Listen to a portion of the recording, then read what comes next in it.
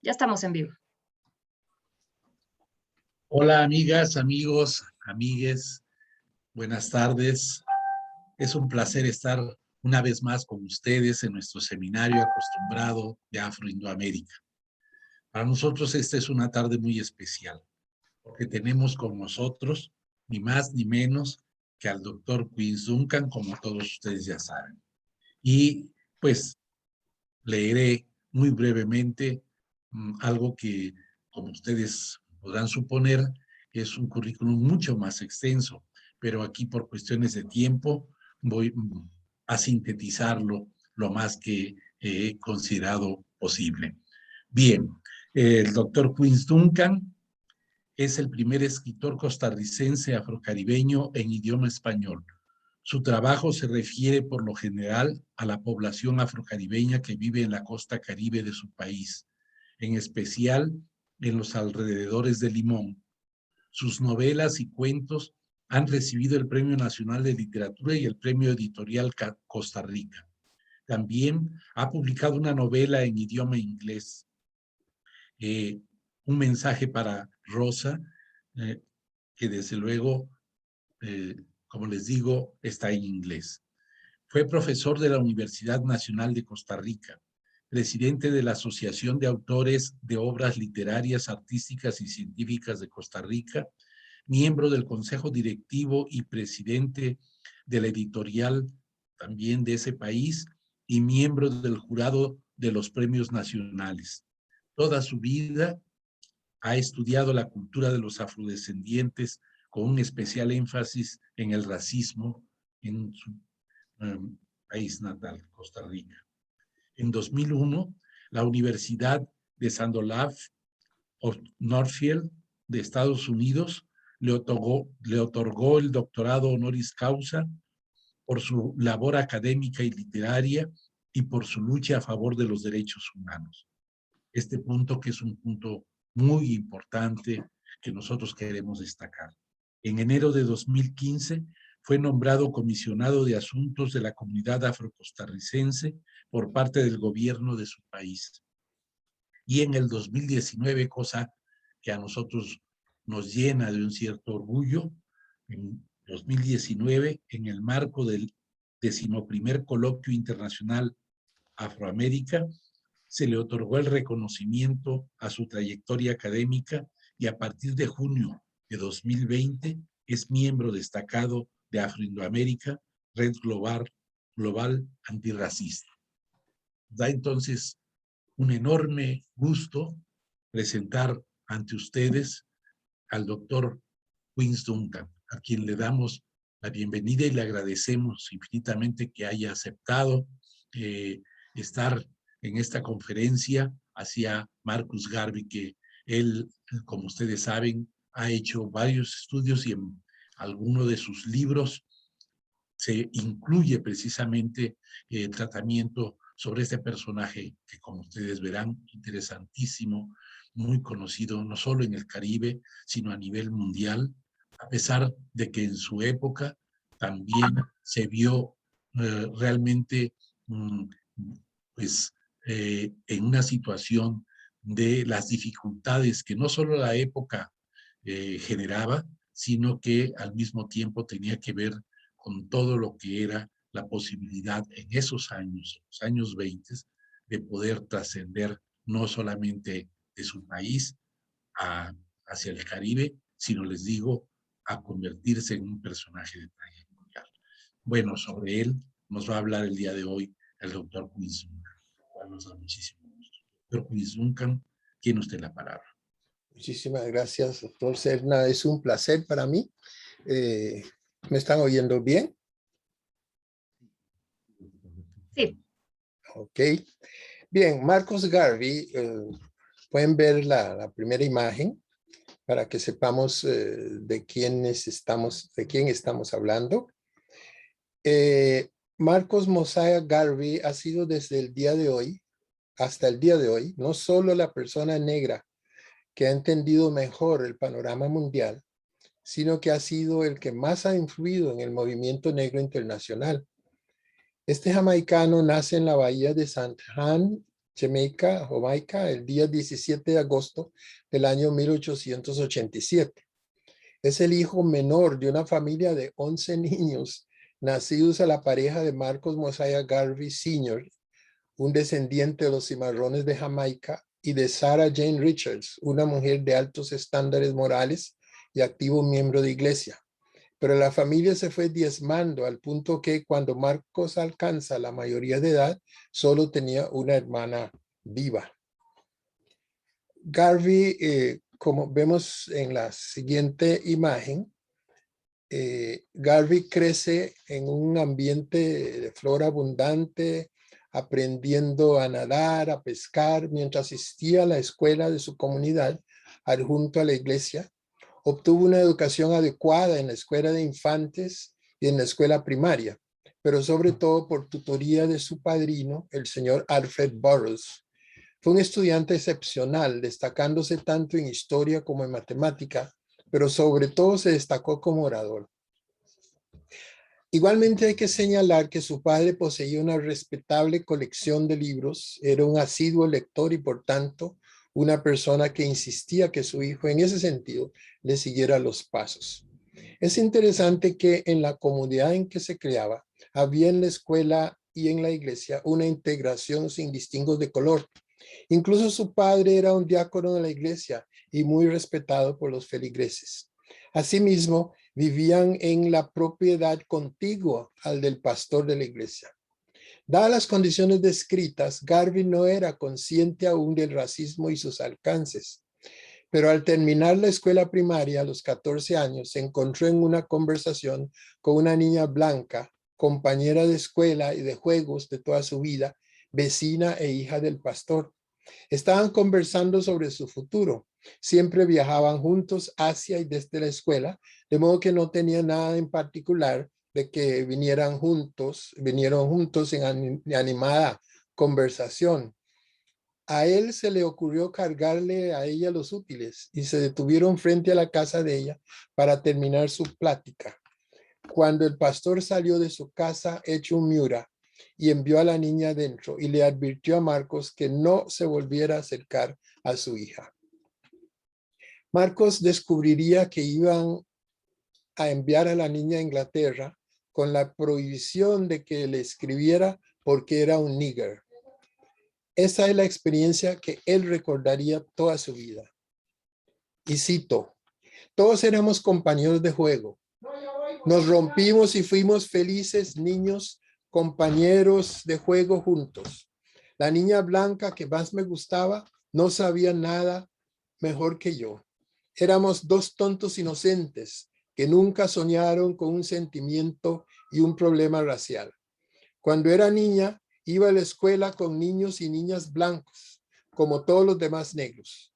Entonces no nos llamaban negros. Nunca escuché el término negro usado una sola vez hasta que tenía unos 14 años.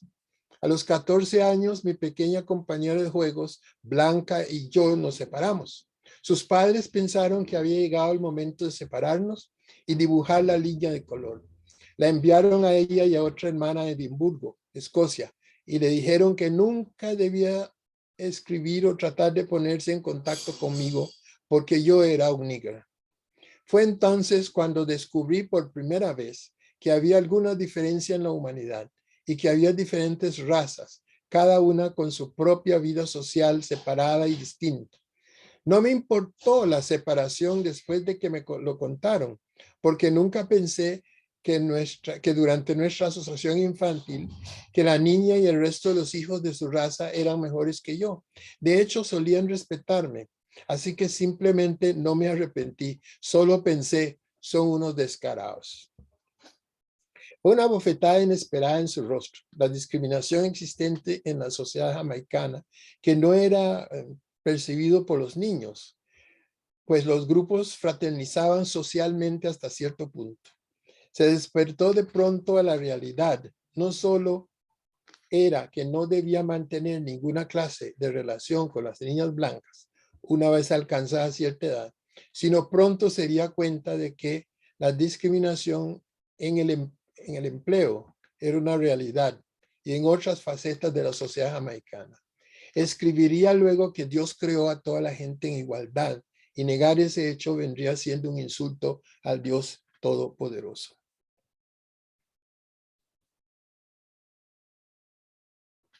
Completado pues su educación primaria, a Marcos se le envió a aprender el oficio de impresor en el taller de su padrino, el señor Burroughs. Fue para él un deleite por la colección de libros que encontró en casa del padrino.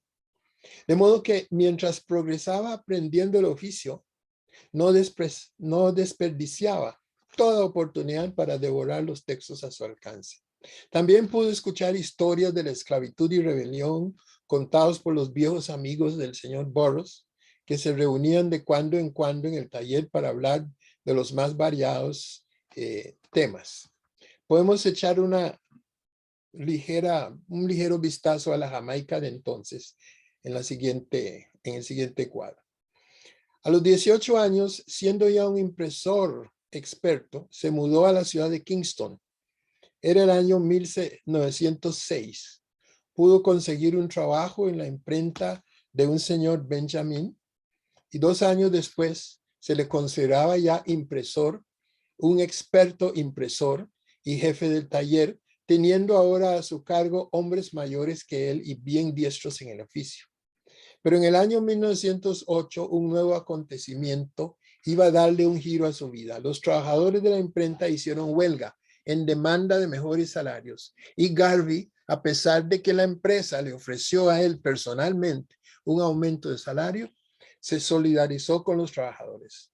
La huelga no prosperó, fue despedido y puesto en lo que llamaban lista negra, para usar la terminología en boga. Eso significó que no sería empleado por ningún otro empresario de la industria.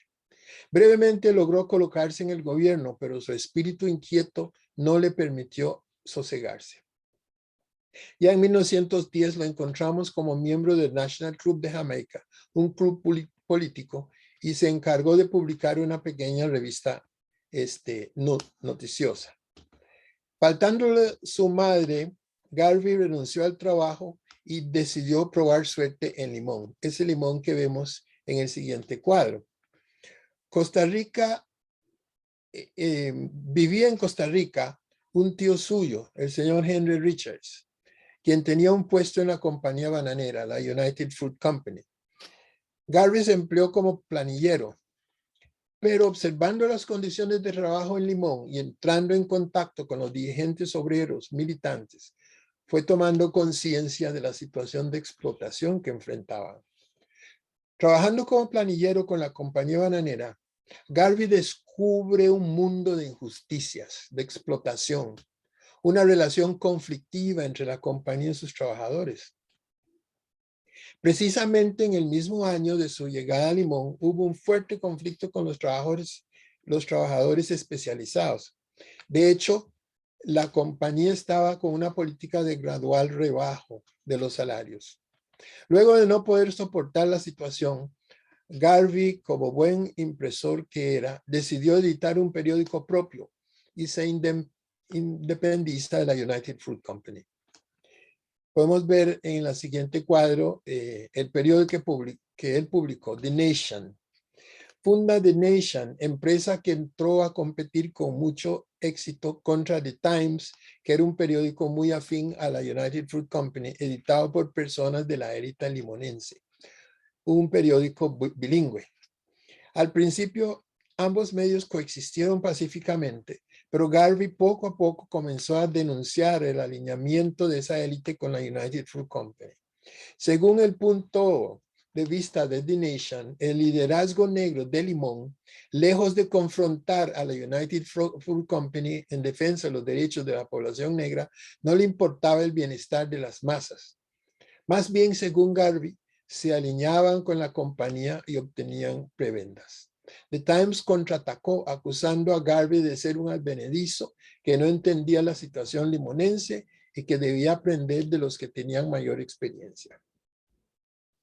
El conflicto en Limón, Costa Rica, se agravó en 1911 cuando Garvey invitó a la comunidad limonense a celebrar la coronación del rey británico George V.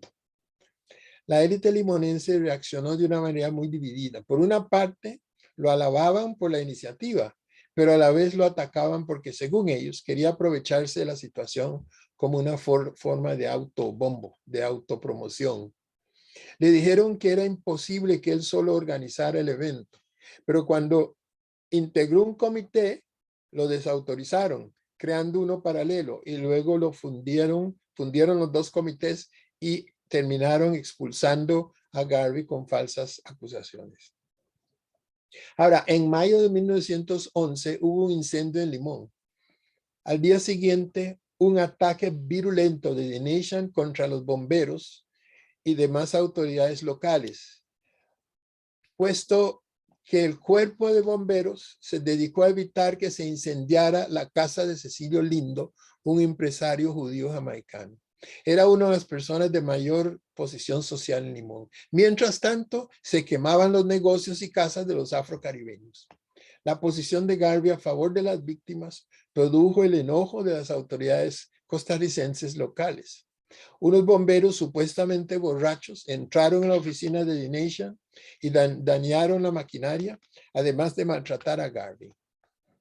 A resultas de lo anterior, Garvey trató de arreglar su imprenta, pero solo era posible en el taller de la Northern Railway Company, una subsidiaria de la United Fruit Company. Y por supuesto, a pesar de que los mecánicos estaban dispuestos a hacer el arreglo, la empresa no dio permiso. Con la élite limonense en contra y con la United Fruit Company cerrándole todas las puertas y la ahora novedosa persecución de las autoridades costarricenses, Marcos Garvey, frustrado, abandonó el país. No podía digerir la situación. Garvey siempre muy al tenor de la educación religiosa y los valores recibidos de su madre, creía que Dios creó a todos los seres humanos iguales. Nunca fue su intención que una parte de ella fuera sierva, esclava o peón. No entendía lo que estaba pasando. En su realidad actual, los hombres estaban divididos en clases sociales. Campeaba el idiota sin remedio, dice, el esclavizado sumiso, el sirviente y el amo. Dios afirmaba, no creó esas diferentes clases sociales, simplemente creó al ser humano. Al salir de Costa Rica, Garvey hizo un recorrido por los países centroamericanos, estuvo en Guatemala, Panamá, Nicaragua, luego se dirigió al sur, donde visitó Ecuador y otros países de Sudamérica. En todos esos países pudo constatar las malas condiciones de los trabajadores afroantillanos que habían emigrado huyendo de la pobreza y el desempleo de la etapa postesclavista en sus países o territorios. Ya nos referimos a The Nation, el periódico publicado en Limón, Costa Rica. En Panamá continuó con esa labor al publicar La Prensa. Pero la posición de denuncia de su postura inclaudicable contra la opresión le ganó siempre la hostilidad de las autoridades locales. En todas partes fue señalado como un agitador. A los 2 años terminó su aventura latinoamericana y regresó a Jamaica, diciendo sentirse con un dolor que le llegaba al alma. Se dirigió al gobernador de Jamaica pidiendo la intervención del gobierno británico colonial a favor de los trabajadores afroantillanos, pero no logró reacción alguna. En 1912, Garvey viajó a Inglaterra para reunirse con su hermana, la única sobreviviente. Ahí comenzó a aprender sobre las culturas africanas y se interesó en la situación del pueblo negro en los Estados Unidos. A la vez pronunciaba discursos en una esquina del Hyde Park de Londres, conocida como el Rincón de la Libertad de Expresión, donde cualquiera podía subirse al podio y hablar. También frecuentaba la Caja de los Comunes e iba a escuchar las conferencias en el Birkbeck College. Ahí podemos ver en la siguiente lámina algunas personas que van a influir sobre Garvey. La relación muy valiosa que estableció fue con el egipcio Dus Muhammad Ali. Este era un nacionalista que publicaba un periódico llamado Revista Africana y Oriental. Es por medio de esta persona que Garvey adquirió una visión más amplia de la lucha de las poblaciones africanas alrededor del mundo. Es necesario recordar acá que el de Garvey era un mundo de imperios.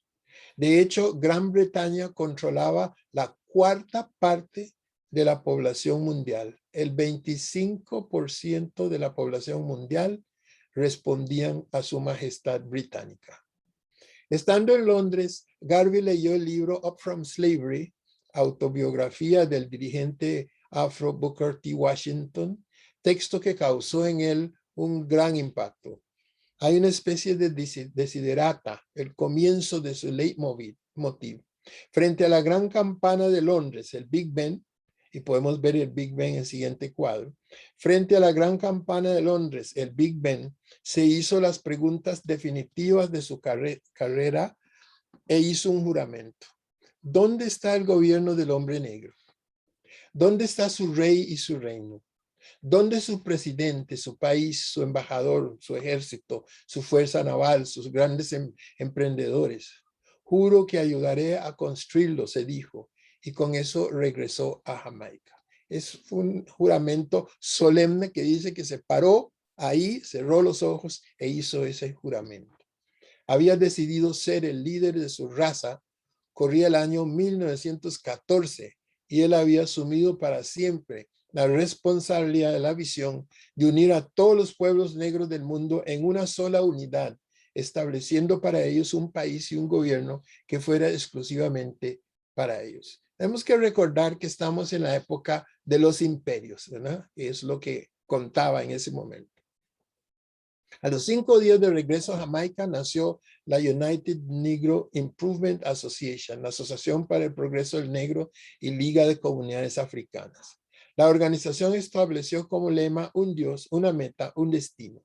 El objetivo era claro: unir a toda la raza negra en una gran fraternidad, sacar al África de su situación de enclaves europeos y convertirla en una potencia mundial del cual todos podían estar orgullosos y un lugar al cual todas las personas negras pudieran regresar. Siguiente cuadro es sobre las organizaciones negras. Para el logro de estas metas, la UNIA se propuso crear instituciones propias, escuelas, la Cruz Negra, sea la versión negra de la Cruz Roja, una organización Scouts propia, empresas negras. En Jamaica al principio solo logró un pequeño grupo de seguidores, pero un abundante flujo de detractores. La élite, los periódicos lo atacaron sin recato. Garvey está loco. El mismo Garvey relató que fui abiertamente odiado y perseguido por los mulatos de la isla que no querían ser clasificados como negros, sino como blancos. Me odiaban más que al veneno. Estaba muy desilusionado con la reacción de sus paisanos jamaicanos. Buscando apoyo, le escribió a Booker T. Washington, quien lo invitó a los Estados Unidos. Pero mientras reunió el dinero necesario para emprender el viaje, Washington murió. No obstante esa pérdida, siguió adelante con sus planes, dirigiéndose a los Estados Unidos. Estamos al final de la Segunda Guerra Mundial y los soldados negros que habían tomado parte en la guerra están regresando a casa. Podemos ver el siguiente cuadro. Había un vacío de liderazgo. Ahí fueron recibidos como enemigos por una nación racista. Había también grandes injusticias sociales que venían desde la esclavitud, a resultas de lo cual eran constantes los levantamientos y protestas. En el sur florecía la temible organización terrorista Ku Klux Klan y la quema de las propiedades de la gente negra, al igual que los linchamientos, era cuestión de todos los días. Los liderazgos existentes eran sobre todo intelectuales, pero no había un líder popular capaz de movilizar las masas. En ese contexto, Garvey llegó a Harlem en marzo de 1916. En Harlem se estaban congregando miles de personas negras procedentes del Caribe y del sur de Estados Unidos. Su estatus era la de ciudadanos de segunda clase. Garvey encontró un terreno fértil para los discursos que dictaba en plena calle o más adelante en el salón parroquial de la iglesia San Marcos. El mensaje caló entre aquella población, sobre todo porque no era una prédica anti esto o anti aquello. No se trataba de denunciar los linchamientos, se trataba de levantar la vista en pos de una utopía, la construcción de un gran imperio negro, unidad negra, una economía negra autosuficiente, industria negra, orgullo negro, ideales negros, religión negra, Estados Unidos negro. Como dijo antes de partir de Jamaica, estén pendientes de la coronación del Rey Negro. Él será el Salvador, es decir, una propuesta mesiánica.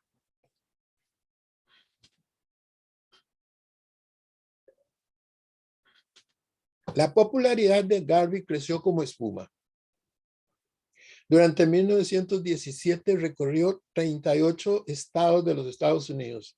Era para principios del año 1918, culminó su gira fundando el primer capítulo de la UNAE en Nueva York.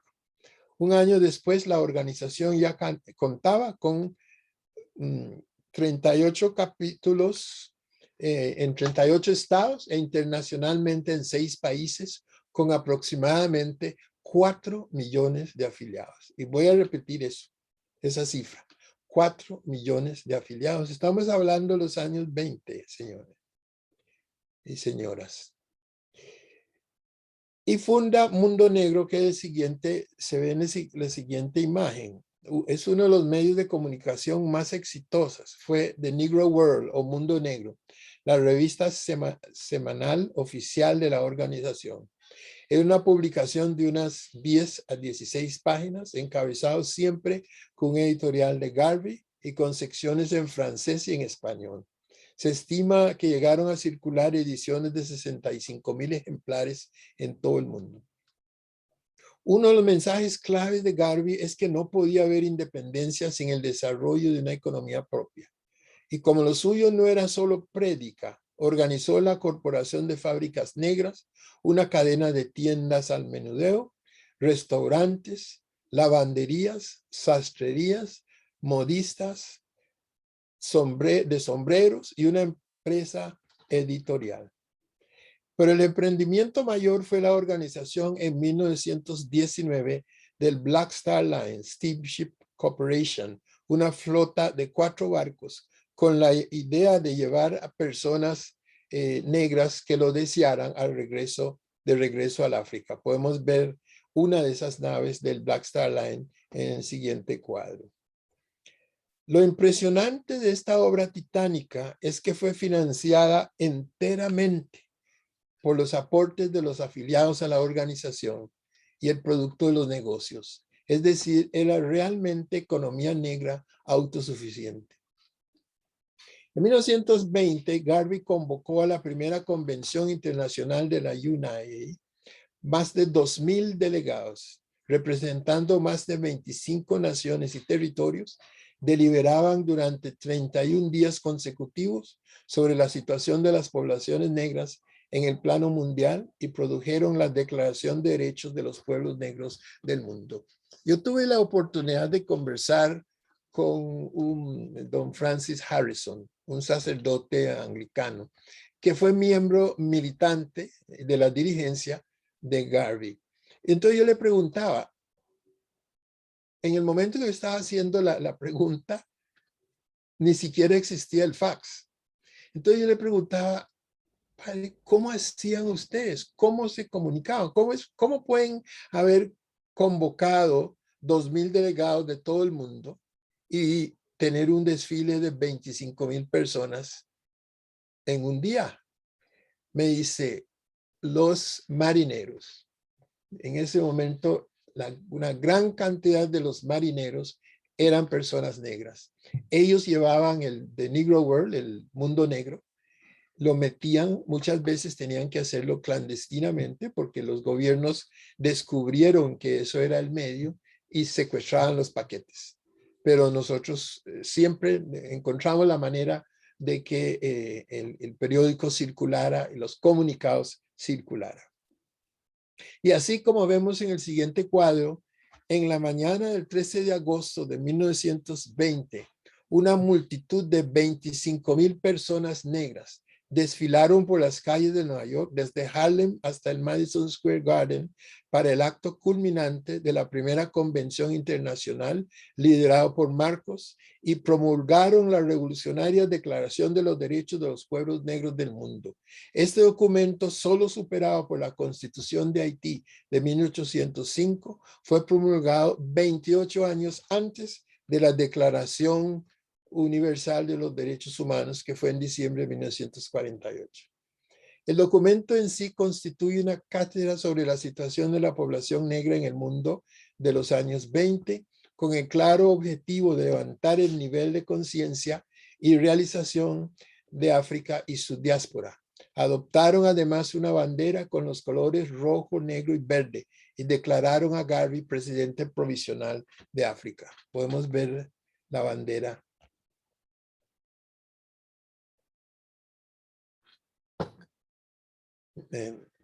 Para atrás.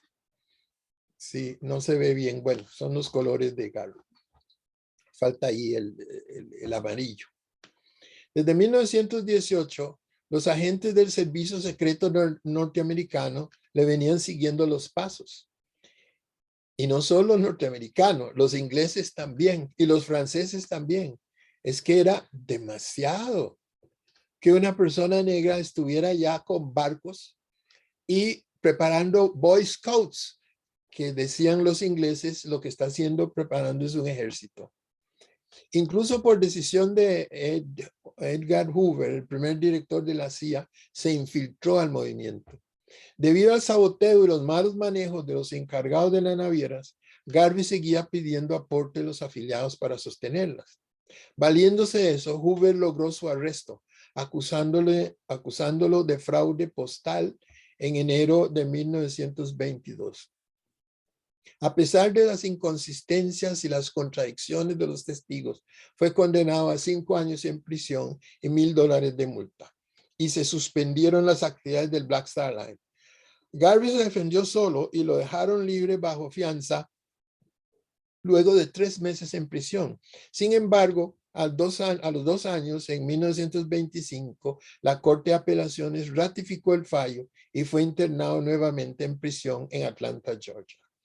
Hay una anécdota que ilustra muy bien la personalidad de Garvey cuando lo internaban en la cárcel. Uno de los oficiales comentó: bien, hemos agarrado al león. Garvey le respondió: sí, pero mis cachorros ya andan por la libre. Siguiente cuadro.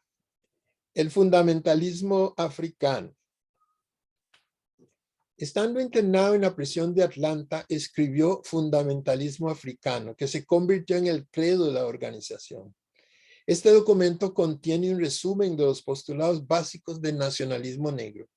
Algunas ideas contenidas en este documento son: es hora de renunciar a la reverencia de los héroes ajenos y pasar a crear y emular héroes propios. Es hora de canonizar nuestros propios santos, nuestros propios mártires, honrar a los hombres y mujeres negros que han hecho su contribución a nuestra historia racial. Toussaint Louverture, como soldado y estadista, eclipsa a Cromwell, Napoleón y Washington. Tenemos derecho a tener nuestra propia opinión y a seguirla. El derecho a librarnos por cualquier medio que nosotros estimemos convenientes. No hay motivo para avergonzarnos de nuestro origen. Hay una misma historia de origen de la humanidad. Los antepasados de todos, blancos y negros, corrieron salvajes y desnudos. Vivían en cuevas y en ramas de los árboles e hicieron sacrificios humanos. Pero cuando estábamos abrazando las artes y las ciencias a orillas del Nilo, los antepasados de las razas blancas todavía bebían sangre humana y comían de los cráneos de sus muertos conquistados. Cuando nuestra civilización había llegado al mediodía del progreso, todavía corrían desnudos y dormían en agujeros y cuevas. Después de que ya habíamos comprendido el misterio de las estrellas y reducido las constelaciones celestiales a cálculos diminutos y regulares, las razas blancas todavía eran leñadores, viviendo en la ignorancia y la oscuridad. No tenemos, pues, motivo alguno de avergonzarnos de lo que somos. Hay que saber y tener presente que el mundo de hoy está en deuda con nosotros por los beneficios de la civilización. Robaron nuestras artes y ciencias de África. Entonces, ¿por qué deberíamos avergonzarnos de nosotros mismos? Los negros de todo el mundo deben practicar una misma fe, la de la confianza en sí mismos, con un solo Dios, un solo objetivo, un mismo destino. Que no nos dividan los escrúpulos religiosos, ni nos separe ninguna maquinación política. Mantengámonos unidos bajo todos los climas y en cada país. No hay humanidad antes de la que comienza con uno mismo. La caridad comienza en casa. Primero sé fiel a ti mismo y no serás falso para nadie. Dios y la naturaleza nos hicieron lo que somos. Podemos con nuestro propio genio crear lo que haremos y lo que queremos ser. El cielo y Dios sean nuestro límite y la eternidad nuestra medida. Fin de la cita. En 1927, el presidente Calvin Coolidge conmutó la sentencia de Garvey, pero lo puso en manos del Servicio de Inmigración, que de inmediato lo deportó a Jamaica. A su llegada, ahora sí, una gran multitud lo esperaba en el Orient Wharf de Kingston. Hubo una numerosa procesión con música de banda que lo escoltó a la sede de la UNAE. En el Salón de la Libertad pronunció un vibrante discurso para deleite de los asistentes. Ya se había convertido en ese héroe que la población negra estaba buscando.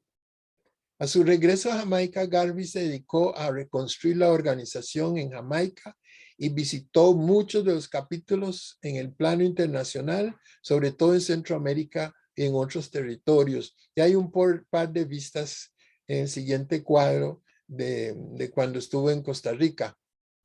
Pueden ver en cuadro una multitud de 20,000 personas, que yo creo que eran toda la gente afrocaribeña del país. 20,000 personas congregadas para escuchar su mensaje. Y en el otro cuadro lo vemos en un tren especial que la compañía bananera le facilitó para que fuera parando en cada uno de los pueblos donde tenía capítulos de la organización. Luego viajó por Europa dando su mensaje en la Gran Bretaña, Francia, Bélgica, Alemania y Suiza. Luego intentó una gira por Canadá, pero fue detenido en el aeropuerto de Montreal y deportado de nuevo a Jamaica. En 1929 fundó People's Political Party, que fue el primer partido político moderno de Jamaica. Propugnaba por una autodeterminación, protección para las industrias nativas y el establecimiento de una consultoría legal para los pobres. Entre sus esfuerzos estando en Jamaica es de notar la fundación de Edelweiss Amusement Company en 1931, empresa dedicada a defender a los artistas y a promoverlos bajo la idea de que el artista tiene derecho a ser remunerado y a vivir de su arte. En 1935, Garvey, con el movimiento de la UNAE en pleno declive, se mudó a Londres, donde organizó la Escuela de Filosofía Africana para entrenar a futuros dirigentes. En 1940 sufrió un ataque cardíaco que lo dejó parapléjico. Estaba mejorando gradualmente, aún luchando con neumonía, pero un reportero inventó su muerte, lo cual se difundió a nivel mundial. Al ver la noticia en los diarios, involucionó en cuanto a su salud y murió el 10 de junio de 1940. Al enfermarse, pronunció uno de los discursos de mayor contenido profético, y cito: cuando esté muerto, envuélvame en el manto del rojo, negro y verde, porque en la nueva vida me levantaré con la gracia y las bendiciones de Dios para guiar a millones hasta las alturas del triunfo con los colores que bien conocen. Búscame en el torbellino. En el siguiente cuadro vemos a Amy Jacques Garvey, la señora Amy Jacques Garvey, su segunda esposa y compañera fiel de lucha, a quien le debemos mucho de lo que se sabe de su pensamiento. Ella publicó incluso un libro que se tituló Filosofía y Pensamiento de Marcus Garvey.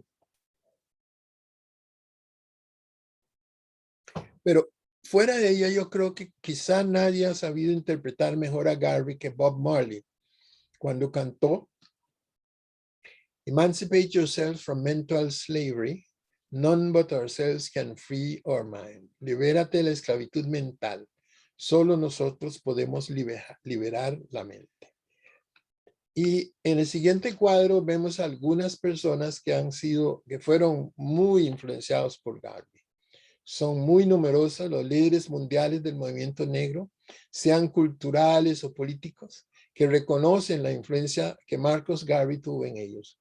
Martin Luther King Jr. decía que Garvey fue el primer hombre de color en liderar y desarrollar un movimiento de masas, fue el primer hombre a escala y nivel masivo en dar a millones de negros un sentido de dignidad y destino y hacer que la persona negra sintiera que era alguien. Malcolm X, el activista de derechos humanos, hablaba de Garvey en sus discursos y escritos. En 1957, Ghana recuperó su independencia de los británicos. Nkrumah se convirtió en el primer presidente de Ghana y nombró a la línea naviera nacional de Ghana la Black Star Line, igual que era la compañía de Garvey.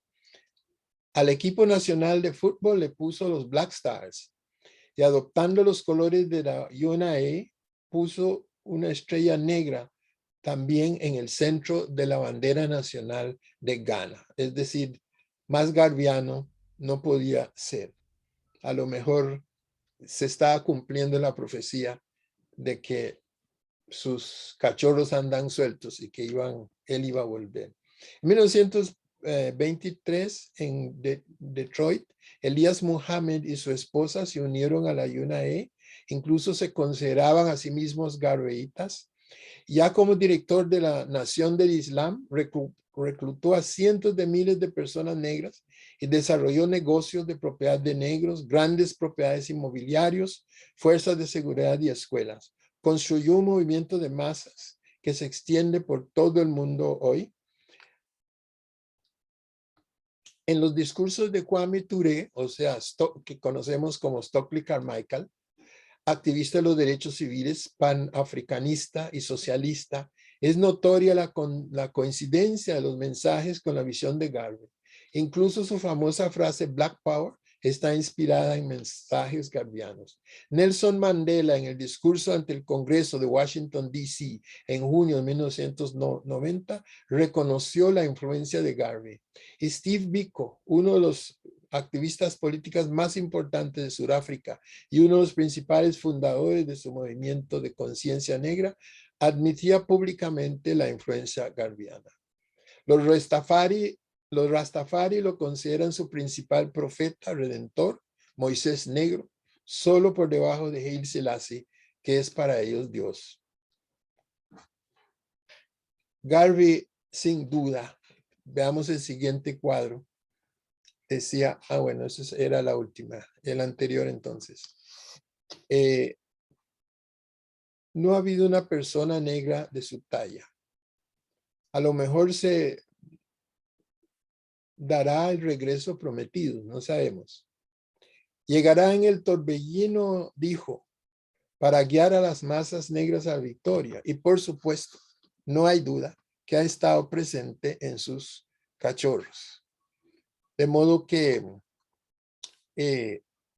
si nosotros nos ponemos a analizar la situación de Garvey en ese momento, el contexto en que se dio su lucha, el momento histórico en que vivía, las condiciones de aquella época, yo creo que no podemos dudar de que fue uno de los, tal vez el más grande de todos los dirigentes negros del mundo. Su utopía no era realizable en realidad, en su totalidad, porque se estaba enfrentando a todos los imperios de aquel momento, ¿verdad? Sin embargo, movilizó millones de personas en el mundo. Yo creo que por primera y única vez en que la población negra de todas las diferentes nacionalidades, diferentes religiones, diferentes visiones del mundo, tuvimos un momento de unidad. Bueno, él profetizó: cuando haya muerto, envuélvame en el manto de rojo, negro y verde, porque en la nueva vida me levantaré con la gracia y la bendición de Dios para llevar a los millones a las alturas de triunfo con los colores que bien conocen. Búscame en el torbellino o en la tormenta. Búscame a tu alrededor, porque con la gracia de Dios vendré y traeré conmigo incontables millones de esclavos negros que han muerto en América y en las Indias Occidentales, y por el millón de pecados cometidos contra África, para ayudarte en la lucha por la libertad, la autodeterminación y la vida. Palabras de la Pantera Negra. Muchas gracias.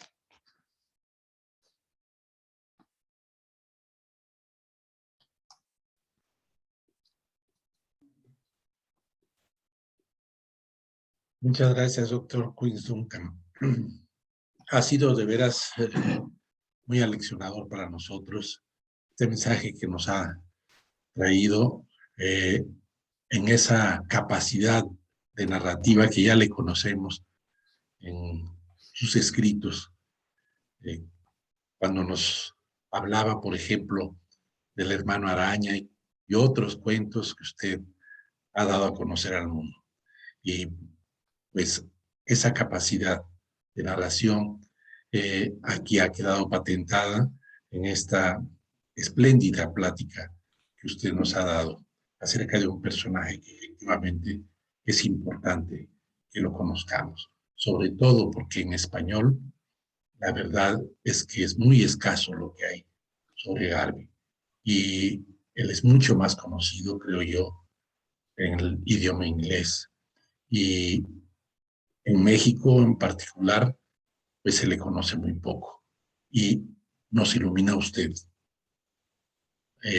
para tener una idea muy clara, muy precisa de un personaje como Garvey, con todos estos elementos que usted ha mencionado en esta evaluación calibrada de lo que ha sido su vida y de lo que fue su trascendencia. Pues muchísimas gracias, doctor Quinzunca. Hemos tenido ya el arribo de varias preguntas, comentarios. Irma Torres Vázquez, saludos desde Bogotá, Colombia. Ariana Peña, saludos de parte del estudiantado de la Universidad de Puerto Rico, recinto de Río Piedras. María Elba Torres, saludos doctor Duncan, gracias. Cristian López Negrete, saludos, buenas tardes.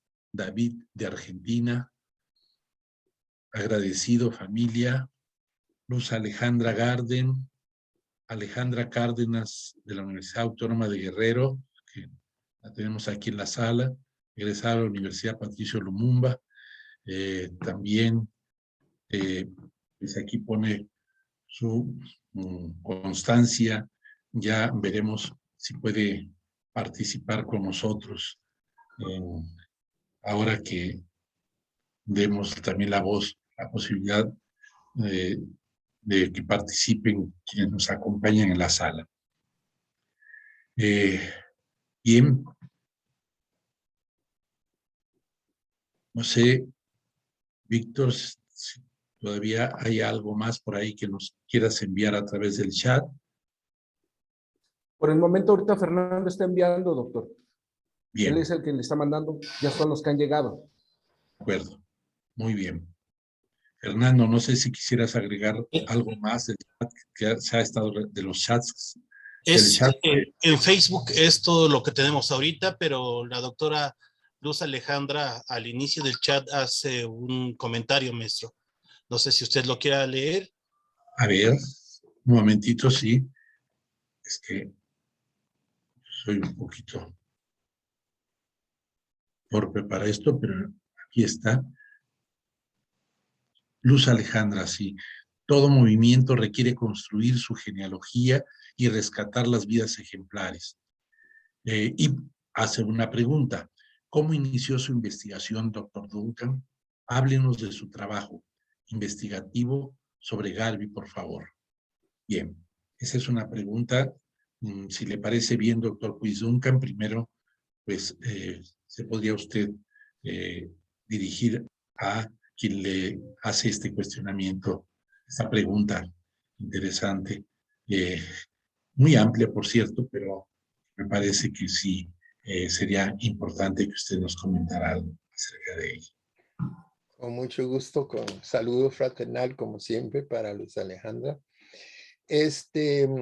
Bueno, lo que pasa es que criándome en mi casa, mi abuelo era garviano, como eran todos en aquella época. Había en mi pueblito un capítulo del movimiento de Garvey, en el pueblito de Estrada, Cantón de Matina, en Limón. Y pues ahí se desarrollaban, digamos, algunas actividades. Yo recuerdo muy bien incluso que había un local. Y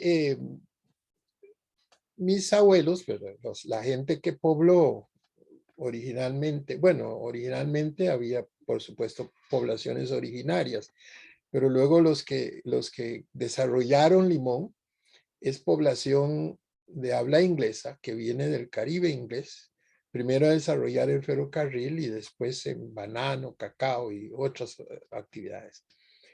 Y esta gente tenía una particularidad y a mí siempre me llamó la atención. Mi abuelo era muy británico. Ustedes oyeron incluso que este señor Marcus Garvey, en su comenzando jovencito, está proponiendo celebrar la coronación del rey Jorge, porque se consideraban británicos, ¿verdad? La idea de que eran algo más que británicos es una cosa que se fue desarrollando. Yo recuerdo a mi abuelo, sin embargo, ir a mudarse con sus 3 piezas y su reloj de oro, cadena de oro y su bastón para ir a Limón, a la ciudad de Limón, a participar en las ceremonias de coronación de la reina actual, la reina Isabel. Yo todavía lo recuerdo haciendo eso. Más adelante en mi cabeza me costó mucho entender digo, ¿cómo es este hombre garviano, completamente antiimperialista? Y sin embargo, pero resulta que estaban en ese momento en una fase como de agradecimiento porque la reina Victoria había decretado la libertad de los esclavos y entonces, etcétera, etcétera, etcétera. Entonces, había esa ambigüedad en esa población, pero de Garvey se hablaba todo el tiempo y participábamos en las cosas de Garvey. En algunos lugares incluso habían escuelas patrocinadas por el movimiento de Garvey. Como dije en unas filminas unas de los cuadros que mostré, 20,000 personas afro-caribeñas recibiendo a Garvey cuando visita Costa Rica en 1921, ya como líder, ¿verdad? Era mucha gente, como dije, yo creo que era todos los afrocaribeños estaban ahí esa mañana recibiendo a Marcus Garvey, ¿no? Entonces el interés siempre estuvo. Cuando junto al historiador Carlos Meléndez y yo decidimos escribir el libro El Negro en Costa Rica, pues entonces ahí fue la primera vez que ya comencé a hacer una investigación ya sistemática de este personaje, a pesar de que fue otra persona la que hizo el capítulo en ese momento, pero efectivamente ese libro fue el que me impulsó a interesarme un poco más en la vida y en las acciones de Marcus Garvey, ¿no? Y ahí seguí hasta el día de hoy. Gracias, doctor. Bien. Maestra Luz Alejandra Cárdenas, ¿quería decir algo más? ¿No? No, Bueno, muchas gracias. Es que a veces es tan interesante la exposición como el cómo llegaste a plantearte esa problemática. Eso me parece muy interesante y esa ambigüedad de la que habla, me parece que eso se expresa incluso en otros movimientos y en otros actores sociales. O sea, no existe la pureza, ¿no? Ujú. Y todos estamos en un proceso. Entonces, eso me parece muy interesante. Muchas gracias, doctor. No, con mucho gusto, mucho gusto. pues, Garvey sigue siendo un héroe en Limón, ¿verdad? Él es el héroe nacional de Jamaica, pero imagínense que ha habido esfuerzos de los diputados afrodescendientes de tratar de que se les dé un reconocimiento por parte del Congreso. No se ha logrado, pero todos los años hay propuestas en ese sentido, ¿verdad? Todas las, tratando de que se le declare o se le reconozca como uno de los héroes de Costa Rica, ¿verdad? Es una lucha muy dura, pero la gente sigue siendo garviana y el capítulo de Limón es uno de los pocos que siguen funcionando. Creo que hay 3 o 4 en todo el mundo que todavía funciona y el de Limón está vigente. Ha sido visitado por los hijos de Garvey, sobre todo por uno de ellos que más o menos ha querido seguir en camino de su padre. ¿Cómo se llama? Lamentablemente hace unos años se quemó el local, pero ahí están haciendo el esfuerzo para reconstruirlo. El gobierno ha ayudado, ha donado los planos y han estado buscando financiación para volver a levantar el Liberty Hall, ¿verdad? Que funcionó durante tanto tiempo, un edificio grande de 2 pisos. Así que Garvey está vigente en nosotros. Por supuesto que lo que es importante de Garvey y que es vigente hasta el día de hoy es el mensaje de fondo. Es decir, las particularidades, como dije, era una utopía irrealizable. Pensar que iba a ser un solo gran imperio africano, donde todas las naciones de África iban a ser parte y las naciones de Caribe que tuvieran población mayoritaria negra también iban a integrarse a eso, pues era una utopía. Pero avanzó tanto que asustó a los imperios. Una vez de las que vino a Costa Rica, precisamente el de las 20,000, como él iba a llegar, la compañía bananera dice, carambas, toca la corta del fruto. Si viene Garvey, ninguna persona negra va a ir a trabajar a las fincas. ¿Qué hacemos? Entonces lograron que el presidente de la República lo invitara. Entonces Garvey baja a Limón, lo meten al tren y lo llevan a que se entreviste con el presidente de Costa Rica para que planteara sus inquietudes. Mientras tanto, terminaban de cortar la cosecha de banano, ¿verdad? Y después le dieron ese tren para que fuera bajando como compensación, ¿no?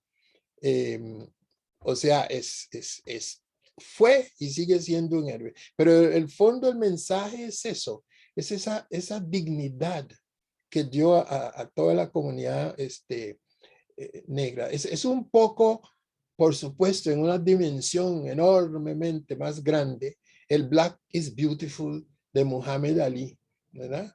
Cuando Black is Beautiful, eso fue un golpe tremendo, ¿verdad? Cuando teníamos todo el esfuerzo occidental, las mujeres tenían que alisarse el pelo, bueno, de toda esa cosa, ¿verdad? Y de repente sale el señor, pues fue lo mejor, fue lo mismo con Garvey, pero una dimensión mucho más grande porque llegó a crear instituciones, a demostrar que podía haber una economía negra autosuficiente, etcétera, etcétera, etcétera, ¿no? Pero por supuesto, cuando él visitó al presidente de la República de Costa Rica, a los 4 días ya estaba el cónsul de Estados Unidos y el cónsul de la Gran Bretaña pidiéndole cuentas al presidente de la República de por qué le había dicho, dado cabida a ese agitador internacional. O sea, asustó a los imperios, ¿no? Lo siguieron y lo siguieron. Y Hoover hizo todo lo posible para destruirlo. Bien. Muchas gracias, doctor Quizuncan. Voy a permitirme leer otros textos que están en el chat. Irma Torres, apreciado doctor Duncan y organizadores. Muchas gracias por acercarnos a este importante autor que retrata el compromiso en la búsqueda por la unidad afro. Esos cachorros a quien Garvey hizo referencia todavía se encuentran rezagados en esta ineludible tarea. Cian, saludos. Acá una publicación Rastafari de México en español acerca de Garvey y los 100 años de la UNIA de 2013. Gracias por la charla. Y nos pone aquí en el chat, nos pone el link para poder leer este texto, esta publicación Rastafari. Cian es integrante, es compañera de nuestro seminario desde hace muchos años, exalumna por acá de nosotros, y ella nos ha enviado este link para leer este libro de esta organización Rastafari que existe aquí en México, que se reúnen cada año en lo que se conoce como la Glorieta Etiopía, que tiene ese nombre desde que vino Selassie aquí a nuestro país y que descubrió una placa que ahora continúa por ahí un poquito oculta entre las paredes de la estación del metro de Etiopía. Y están todos invitados a visitarla, a conocerla. En fin, muchas gracias, Cian, por este obsequio que nos has hecho al seminario. Bien, ¿en dónde estaba?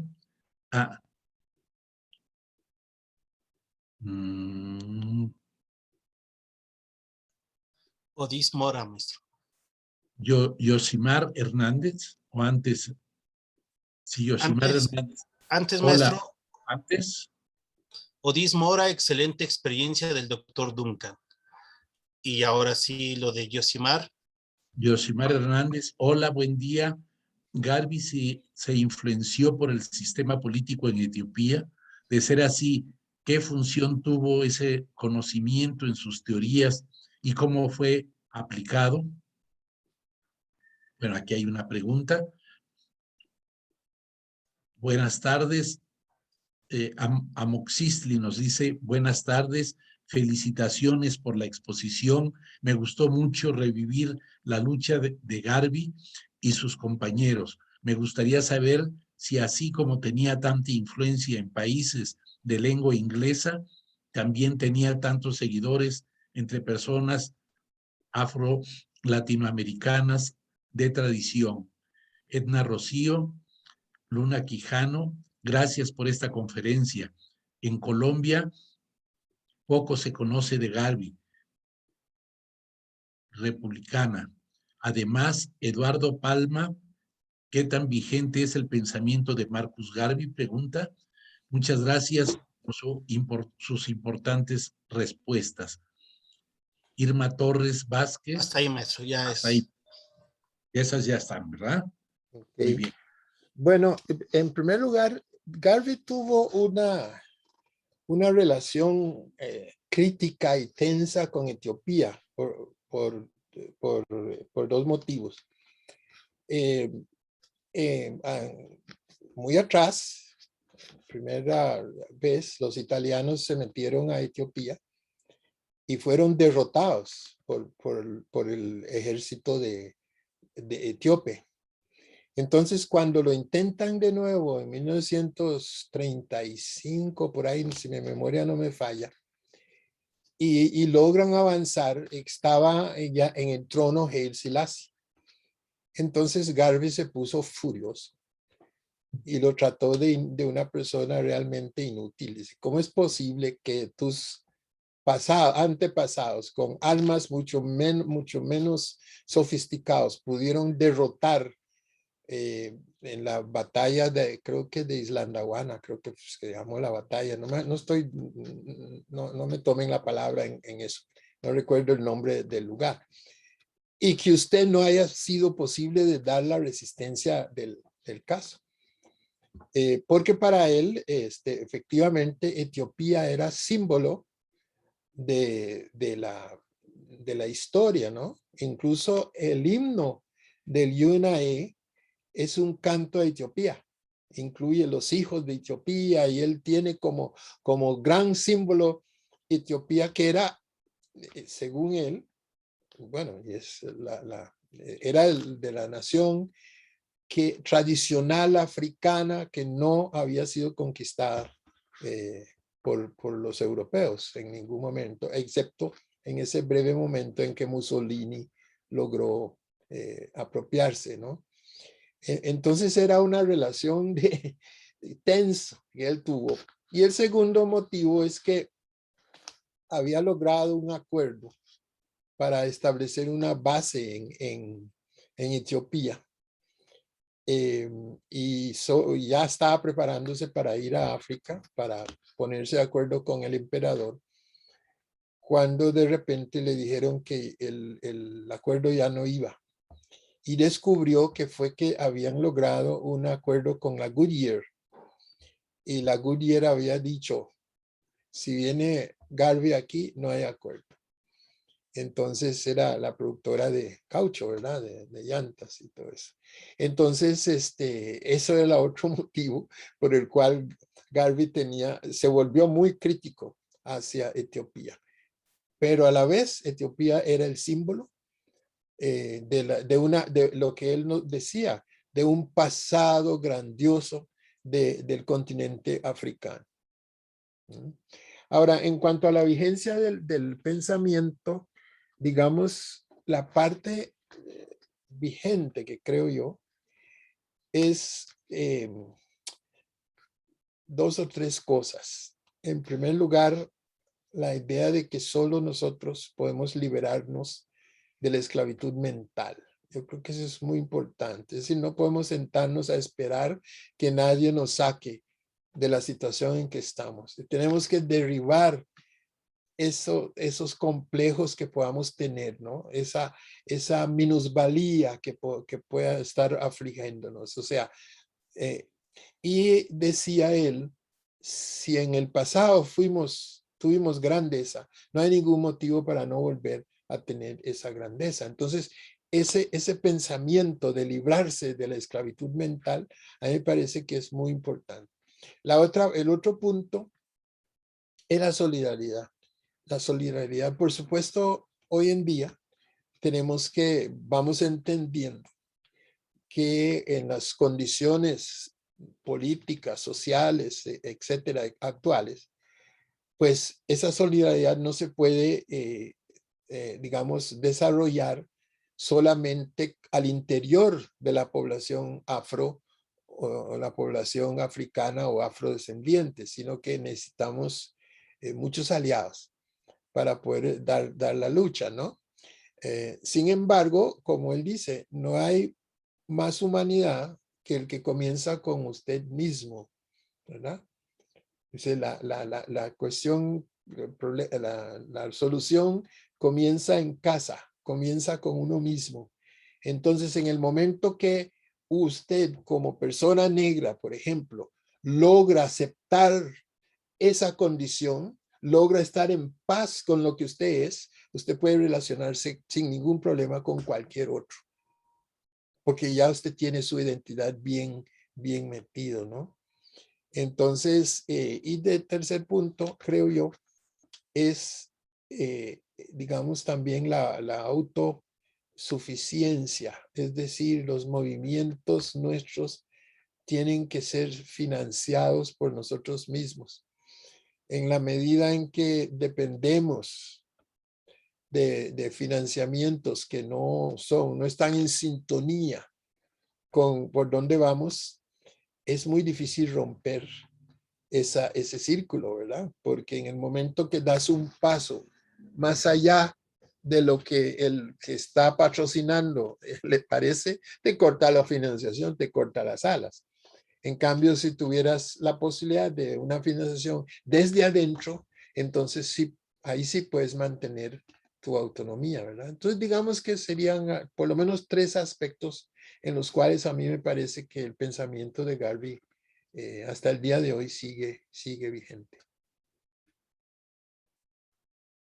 Es decir, es lógico que no podemos pensar hoy en día que vamos a crear un imperio negro y que vamos a tener una sola organización de todas las personas negras del mundo. Eso no va a suceder, ¿verdad? Pero la otra parte del mensaje dirigido a la identidad. Bueno, y finalmente otra cosa que él dijo, insistió siempre, un pueblo que no conoce su historia es como un árbol sin raíz. Y le dio duro a eso. Usted tiene que conocer, tiene que saber cuál es su historia y comenzar a crear sus propios santos, sus propios héroes, sus propios mártires. Y es cierto, es cierto. Si nosotros seguimos ahí elevando, no sé, a Kant y a todos esos, pues no nos va a ir ni regular. Nos va a seguir yendo mal. Entonces tenemos que reivindicar a los nuestros. Bien, pues estamos hablando de enseñanzas de muy amplio alcance, por supuesto. Yo creo que tienen una validez mucho más amplia, digamos, que algo localmente restringido, regionalmente, etcétera, ¿no? Son parte de un pensamiento cuya universalidad, digamos, estriba en su carácter humano, diría yo, ¿no? Que nos corresponde y que, por supuesto, es aplicable a quienes se les ha despojado justamente de históricamente, de esa humanidad. Se les ha negado. Y ahora, pues me parece que es muy importante ver cómo esta tradición que se ha ido formando, pues cuenta con personajes como Garvey, que son fundamentales.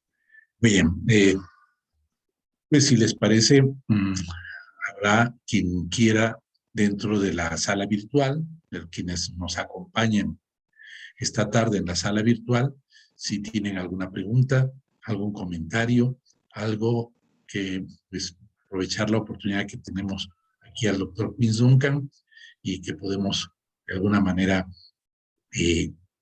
comunicar algún pensamiento o preguntar algo, pues están abiertos los micrófonos para ustedes.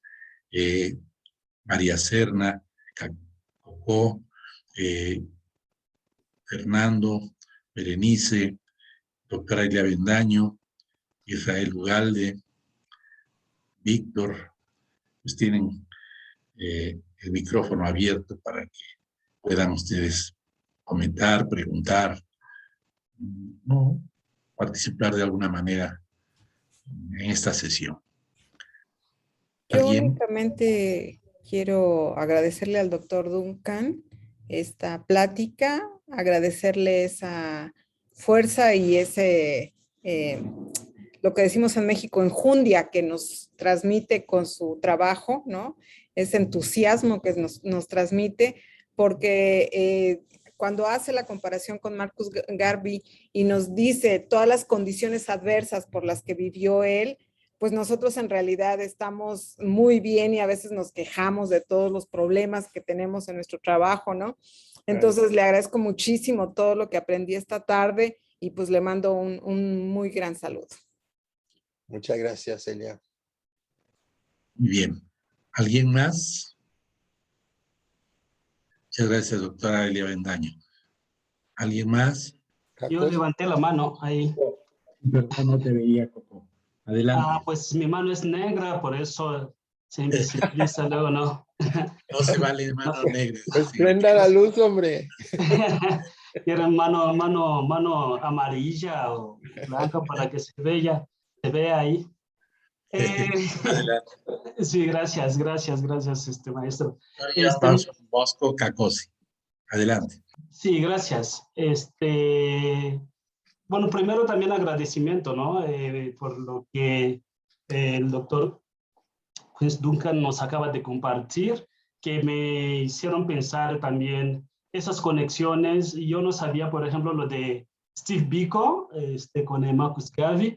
Esto que dice de la historia, yo entonces dije, sí es verdad, porque Steve Biko también habla mucho de la historia y también de eso de la autosuficiencia. O sea que nosotros tenemos que organizarnos primero. Es que Steve Biko decía, no estamos en contra de los blancos, pero que los blancos, que se espera un poco.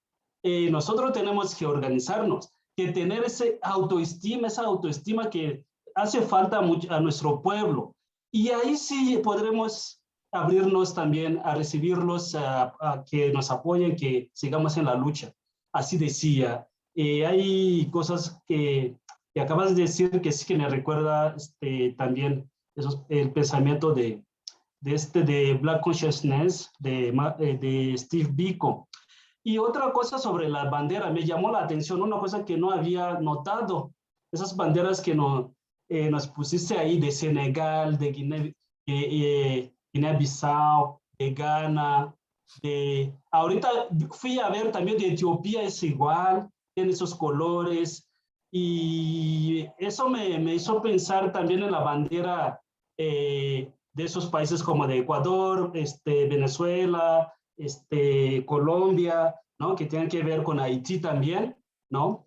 Y ahí mi pregunta, si esos colores, si tú nos sabrías decir qué significa, qué significado tienen los colores de esa bandera, que son pues las mismas, solo que va cambiando, a veces se pone estrella o se pone otra cosa, pero si la base es la misma y que viene de ahí del garbinismo. Era como mi curiosidad. Y sí, me llamó la atención, no lo había pensado así, esas banderas de varios países africanos. Sí, cómo no. Te confieso que no me sé de memoria. Lo he leído, claro, pero no me acuerdo de memoria. Sé que el verde tiene que ver con el campo, con la tierra, ¿verdad? Y rojo con la sangre, y el amarillo, la verdad es que no me acuerdo qué significa. También la estrella, que él pone una estrella negra, que también es muy usado. Pero sí, te puedo decir que estos banderas fueron siendo adaptados. Yo me imagino que él se inspiró en la bandera de Etiopía, ¿verdad? Creo, porque esa bandera me parece que es anterior. Pero cuando Marcus Garvey apoyó mucho a la Asociación de Estudiantes Africanos en Londres, incluso les financió varias actividades y estudiaron mucho ese pensamiento de Garvey. Entonces, cuando comenzaron a darse las independencias, los líderes comenzaron a adoptar esos mismos colores como símbolo y como herencia precisamente de ese pensamiento garviano, entre otros, ¿verdad? No era solo garviano, pero sí entre otros. Por ejemplo, sabemos muy bien que Leopold Senghor, por ejemplo, estuvo muy en contacto con el pensamiento de Garvey, al igual que los jefes de Estado de Tanzania y de muchos otros. Entonces, es por ahí que viene. Y si te vas al Caribe, pues lógicamente tenemos el de Jamaica, aunque Jamaica no tiene el rojo, tiene negro, amarillo y verde, ¿no? Algunos tienen negro y otros, pero la mayoría son rojo, amarillo y verde, distribuido en diferentes formas. Y sí, viene de ese movimiento garviano. Voy a buscar la información, que lo debo tener ahí en alguna ficha, y lo pongo en nuestro chat, nuestro correo. ¿Me permiten? Puedo leer lo que está aquí en su libro, maestro, el que se publicó junto con Carlos Meléndez. Ajá. Y dice, es la cita, dice, negro por nuestra raza, Ajá. rojo por nuestra sangre y verde por nuestra esperanza. Ah, bueno. Y me parece interesante, me llama la atención aquí el comentario que hace el autor, dice, del texto, donde está incluida esta cita de Garvey, y dice, esto decía Garvey, pero pronto la esperanza, al menos en su forma material, se deshizo como los pocos barcos de la línea. Por lo que más adelante él va a, a comentar en relación a que esta línea naval, esta flota naval, la Black Star, Estrella Negra, que había fundado Garvey para transportar a los negros de los Estados Unidos y de las Indias occidentales al África, pues fue, entró en una crisis económica. Bueno, ahí está una Sí, cita. correcto, gracias. Gracias por el rescate. Sí, Bien. por supuesto que sí, ha habido mucha crítica de Garvey, inclusive algunos autores que hablan de que el barco nunca llegó, etcétera, etcétera, etcétera, ¿no? Pero incluso una señora, si quieres, recuerdo mostrando su acción de como copropietaria de la Black Star Line, ¿verdad? Hay muchos que todavía tienen acciones de esa época. Pero cuando uno estudia la historia y ve qué fue lo que pasó exactamente, uno se da cuenta que era muy difícil.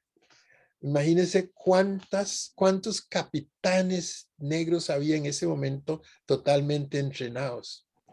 Muy pocos, creo que solo uno. Recuerdo uno noruego que encalló uno de los barcos, ¿verdad? Y después la orden de los Estados Unidos de suspender toda actividad. O sea, mandaron a la quiebra a la empresa, ¿no? Entonces, sí, la esperanza, claro, porque era una cosa irrealizable en realidad el proyecto de Garvey. No podía él echarse encima a los tres grandes potencias de aquel momento, bueno, cuatro, incluyendo a Holanda, pero entre Francia, Inglaterra y la Gran Bretaña, y además hay que agregarle Estados Unidos, que también, ¿verdad? Tenía su propia forma particular de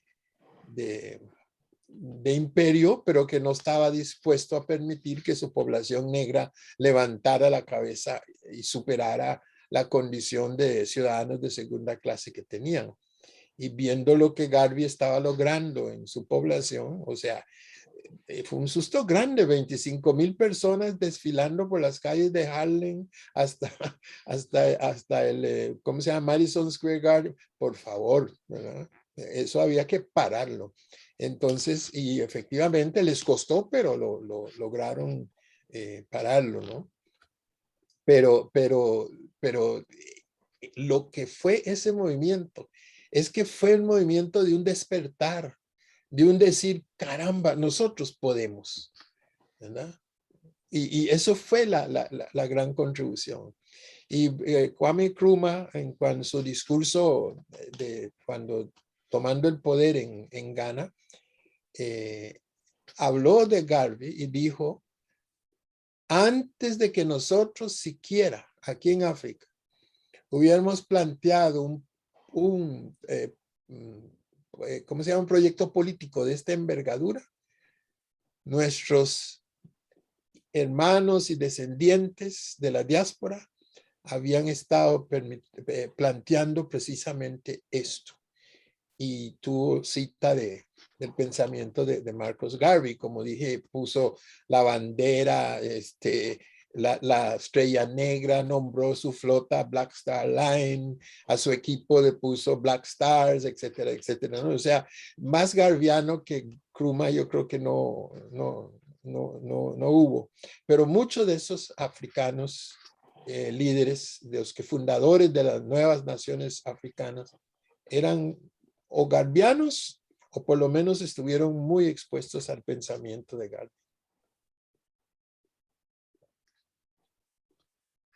Bien, leo otro mensaje que nos llegó por el chat desde Bogotá, Colombia.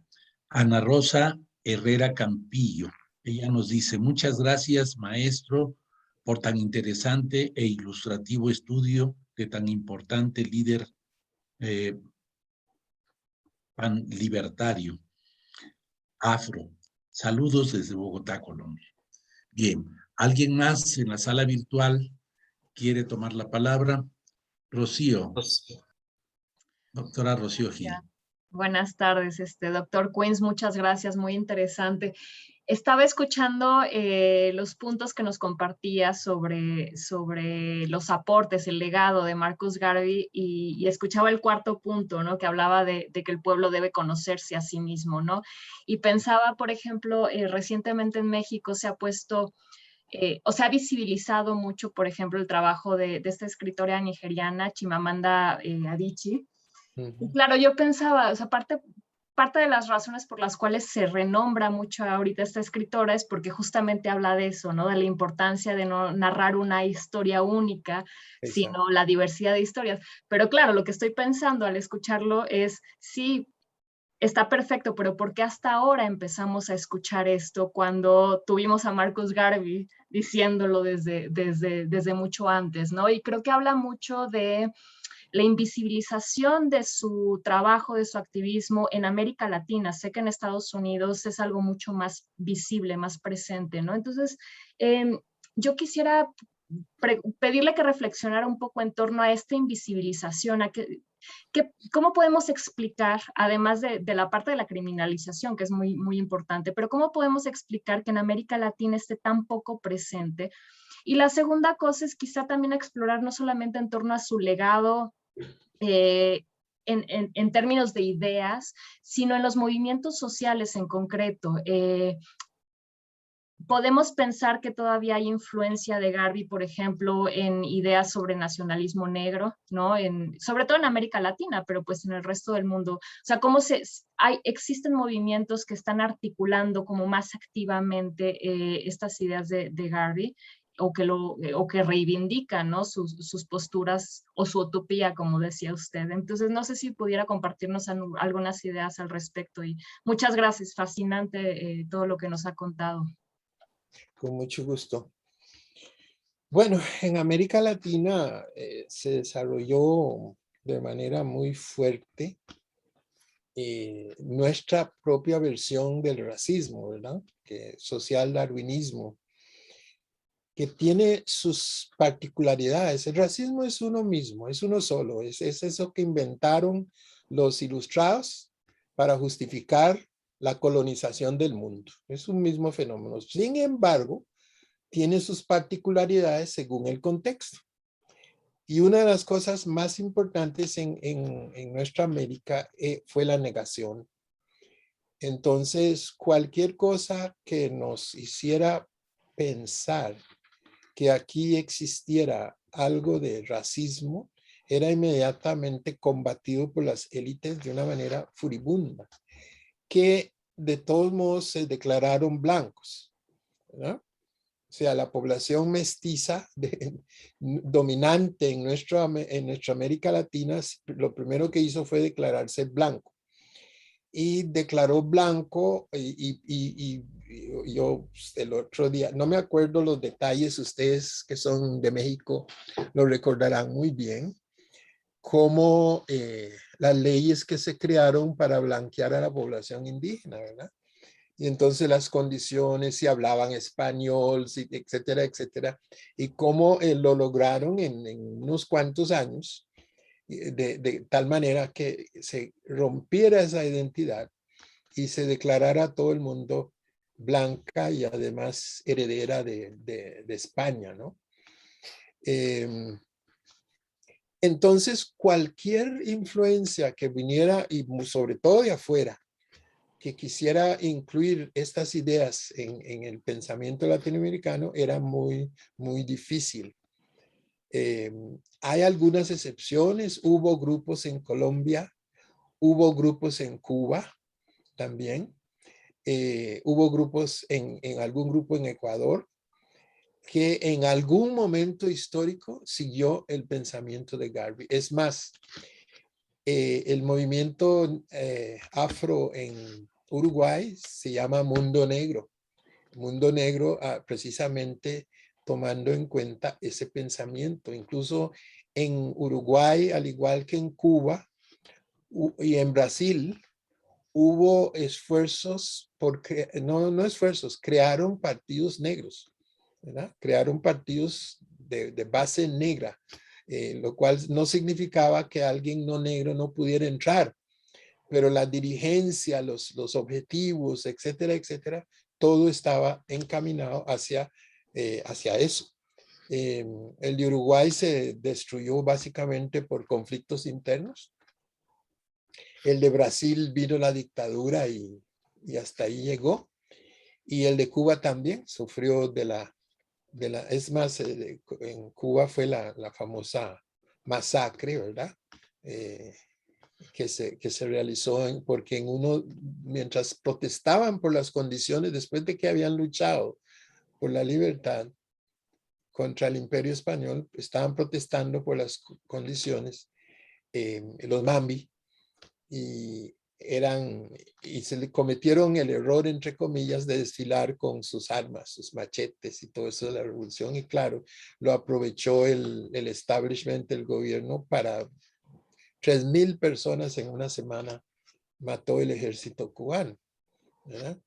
Y ahí acabaron con todo eso. Entonces sí hubo en diferentes lugares algunos esfuerzos, y como digo, Mundo Negro se publicaba siempre había un artículo en español y uno en francés, junto con aunque el inglés era el idioma principal. Ahora, el cambio de que ahora estemos apreciando esto también tiene que verse en el contexto del desarrollo del pensamiento socialista, comunista en América Latina, ¿no? Entonces, durante ese periodo digamos, del socialismo real, que llaman, no tenía cabida ningún planteamiento de tipo étnico, como no tenía cabida tampoco nada sobre las mujeres. Todo se nos decía, hay que hacer la revolución, y una vez hecha la revolución, todas esas preguntas se van a solucionar. No nos olvidemos, por ejemplo, que creo que fue a los 2 años de tomado el poder en Cuba, la revolución cubana declaró abolido el racismo, ¿verdad? Yo hace poco he estado en Cuba apoyando los esfuerzos del gobierno cubano de enfrentar la situación del racismo en Cuba, ¿no? Y recuerdo cuando en la comisión de la que en algún momento formé parte de la UNESCO, le dijo a Fidel Castro, vea, hay racismo aquí. Y le dijo, no. Le dice, usted nos deja hacer un estudio, hagan un estudio. Racismo no hay. Y cuando le llevamos el estudio, él se quedó asombrado y dijo, sí, lo que pasa es que nosotros jóvenes éramos muy, muy, muy revolucionarios y muy, muy, muy ignorantes.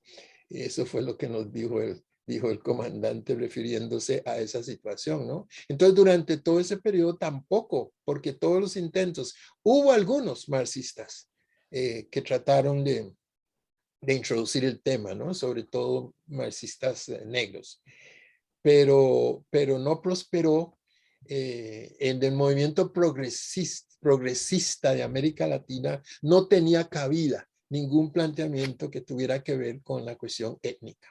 Todos éramos iguales, como decimos en Costa Rica, nos dicen ticos, ¿verdad? Entonces todos somos igualiticos y no hay diferencias entre nosotros, ¿verdad? No existen las clases sociales, todos somos la misma cosa. Entonces, es ahora que las migraciones del Caribe, que ya nos hemos latinizado, digamos, hemos estado convirtiéndonos en afrolatinos, que traemos, sin embargo, esa herencia y que lo hemos estado tratando de introducir.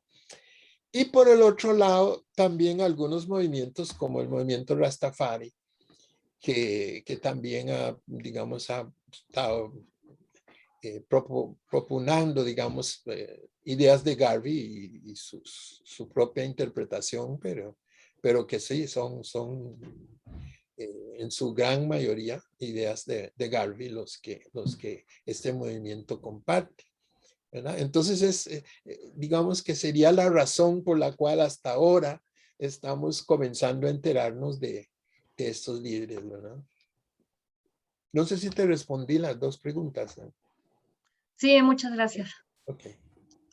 Y diría yo a Honduras, Guatemala, Belice, donde hay presencia garífuna, los Rastafari también ha estado presente, y como ahí también hubo plantación, pues Sí. creo que la reivindicación de Garvey yo la he escuchado en Livingston, en Dandriga, Belice, y también en un lugar de Honduras. Bueno, pero Leo, ya me estoy yo también animando a participar un poco. Y me corresponde más bien leer los mensajes del chat. Américo Portocarrero Castro, que es, como todos sabemos, integrante de la red de Afroamérica, red global antirracista. Américo Portocarrero Castro nos dice: saludo cordial, Luis, buenas noches. Los hijos que tuvo Marcus con su segunda esposa, eso lo pregunta Luis Miguel del Valle.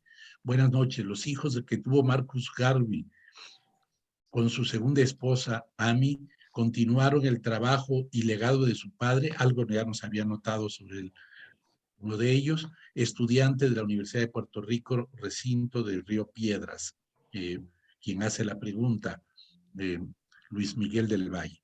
Y Yoshimar Hernández, de nuevo, respecto a lo que comentaba el doctor Cacosi sobre las banderas. Tengo entendido que la influencia del etiopismo en Garvey, a partir de la victoria sobre Italia en la batalla de Adwa, lo llevó a adoptar, sí, lo llevó a adoptar los colores de su bandera, mismos que adoptaron diferentes países en el Caribe y África con el auge del panafricanismo. Bien. Asimismo, yo dije Islandawana, pero es Adowa, tiene razón. Muy bien. Pero el comentario dice: asimismo, como lo comentó el doctor Duncan, el rojo era la representación de la sangre, el amarillo las riquezas saqueadas, el verde la esperanza y el negro, en algunos casos, la población. Sí, bueno, le di las gracias al doctor Serna, ¿no? Ustedes tienen que entender que ese libro fue investigado en el 71, 72, publicado en 1972, y no tengo la costumbre de leer a Queens Duncan, de tal manera que no me acuerdo siquiera qué es lo que dice.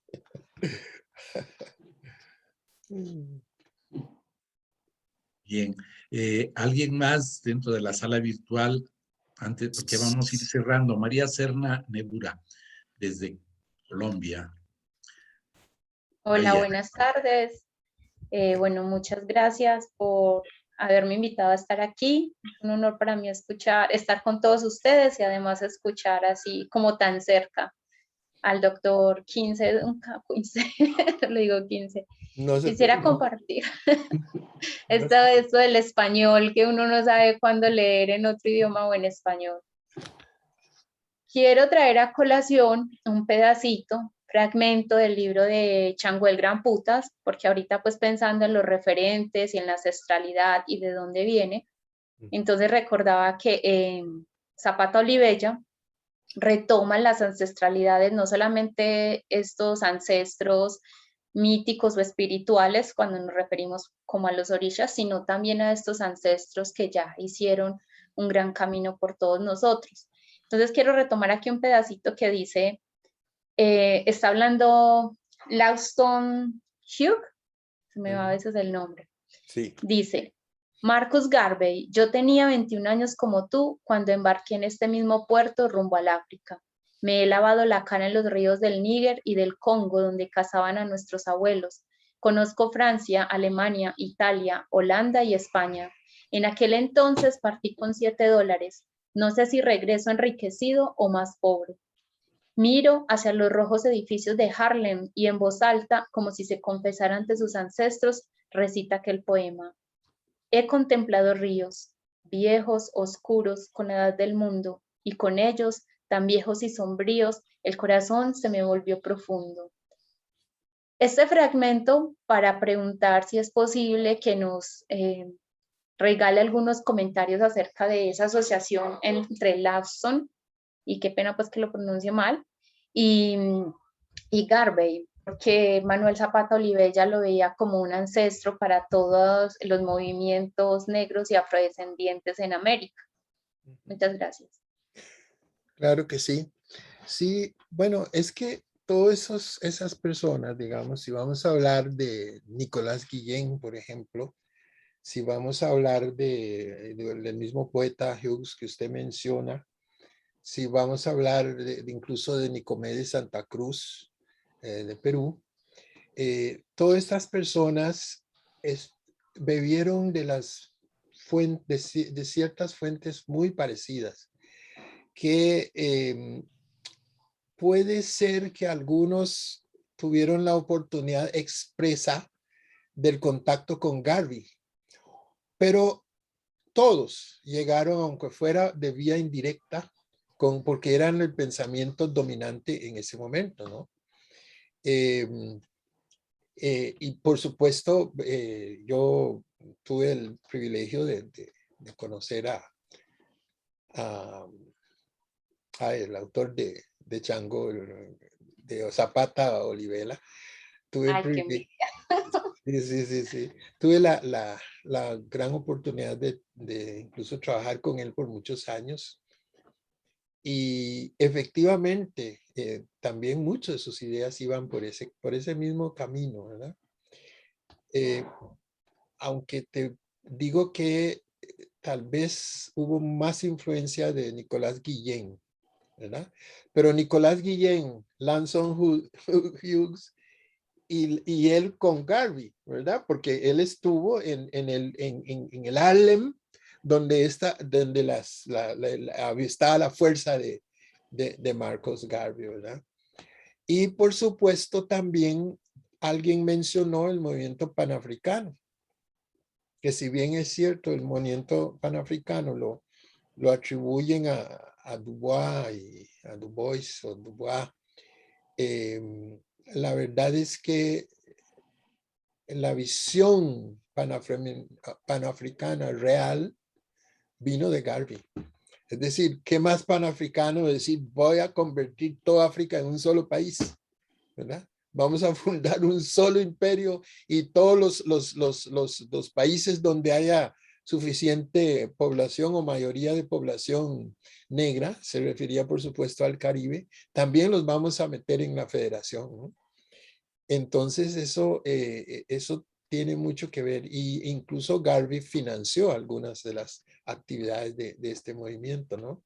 Entonces, efectivamente, si usted se pone a analizar un poco, usted va a encontrar ese hilo conductor en toda esta generación, sobre todo digamos, en esas dos generaciones anteriores, ¿no?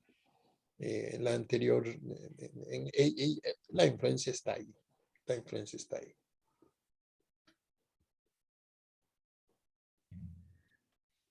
Bien, ¿alguien más? Todavía tenemos algo de tiempo.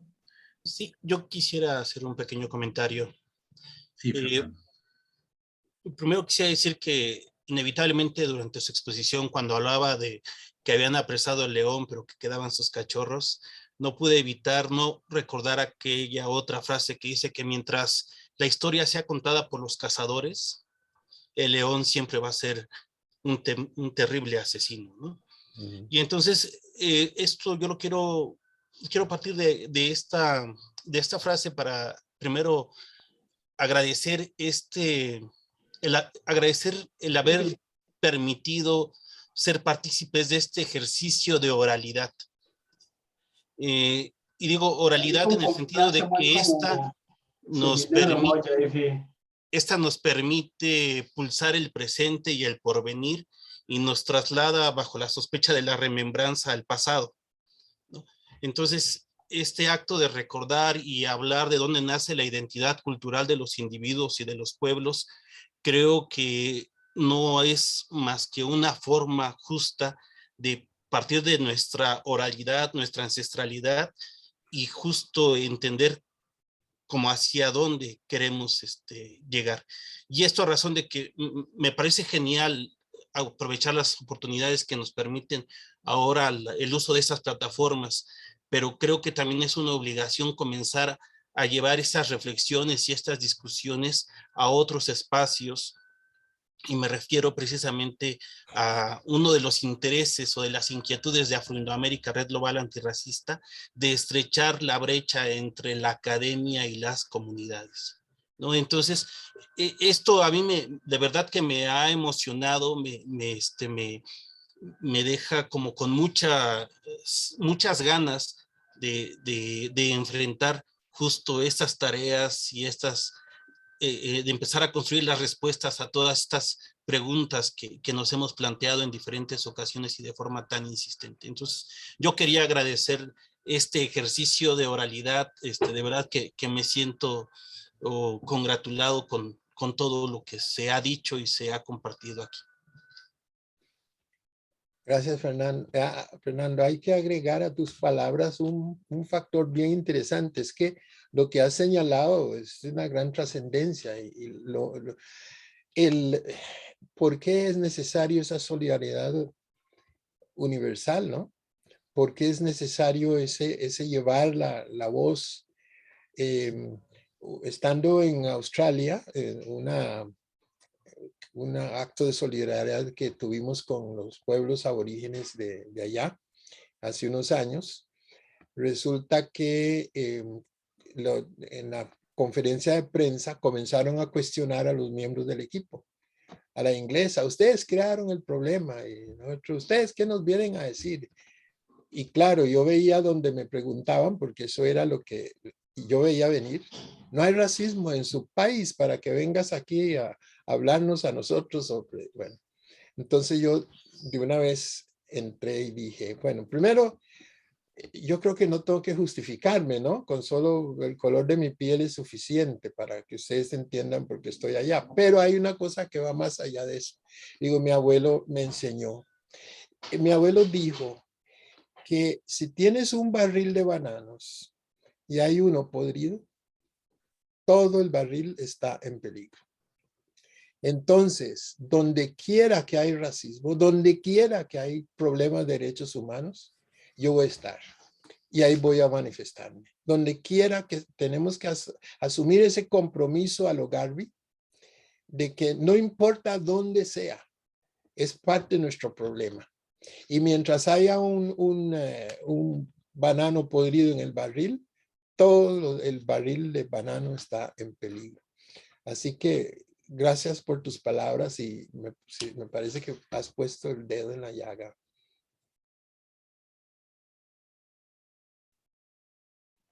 Bien, continuamos. ¿Alguien más quisiera participar? ¿No? Bueno, siendo así, pues agradecemos profundamente lo que ha sido la intervención en nuestro seminario del doctor Quince Duncan. Muchísimas gracias, doctor, por su participación, por su excelente conferencia que tiene este carácter de magistral y que a todos nos ha dejado pues un sinnúmero de enseñanzas. Creo que las expectativas que había, por supuesto, que se han llenado. Yo creo que todos hemos estado muy satisfechos de haber tenido esta oportunidad de escucharlo. Bien, pues Muchas gracias. Hay algunos anuncios antes de que cerremos la transmisión. Nuestras próximas actividades de la red, organizadas por la red. Fernando, no sé si tú quisieras informarnos de cómo estamos ya con algunos puntos en el programa. Sí, gracias. Brevemente quiero comentar a todos nuestros seguidores de la página Facebook Afroindoamérica Red Global Antirracista que está activo el canal de YouTube con el mismo nombre, Afroindoamérica Red Global Antirracista, en donde ustedes podrán encontrar los videos de las diferentes sesiones, tanto de los conversatorios como del seminario que hemos estado transmitiendo en Facebook. Entonces, ustedes ahí pueden consultar y si así lo desean, también pueden establecer comunicación con los miembros, los integrantes de Afroindoamérica Red Global Antirracista a través del Messenger de esta página, y si no, en el correo afroindoamericaredglobal@gmail.com. También quiero decir que tenemos, ya está abierta, está circulando la convocatoria para nuestro 13º Coloquio Internacional Afroindoamérica. Estamos recibiendo sus propuestas de ponencias, o si ustedes así también lo consideran, pueden hacernos llegar propuestas de mesas. Todas estas van a ser turnadas a una dictaminación y se les estará informando el resultado de esto. El coloquio se va a llevar a cabo del 29 de noviembre al 3 de diciembre por segundo año consecutivo, y bajo las condiciones de pandemia en la que nos encontramos, va a ser de forma virtual, es decir, a través de las páginas de Facebook de las diferentes instituciones que forman parte de Afroindoamérica. Nuestra siguiente actividad es el conversatorio del mes de septiembre, y que será sobre racismo, instituciones de educación, sí, superior de educación, y será en un marco latinoamericano, es decir, vamos a tener participantes conversantes de diferentes países de nuestra América. Entonces, hasta el momento es eso. Si alguno de los escuchas, de nuestros seguidores desean también hacernos alguna propuesta, nos pueden hacer llegar sus inquietudes, sus sugerencias, y pues serán turnadas también a la dictaminación y a su calendarización durante este semestre y los futuros que esperamos seguir en actividades. Sería todo, maestro. Bien, gracias, Fernando. Pues muchas gracias, doctor Duncan. Muchas gracias a quienes nos acompañaron esta tarde aquí en la sala virtual, y muchas gracias a ustedes que nos escucharon y nos escuchan desde sus casas. Muchas gracias por su atención y hasta pronto.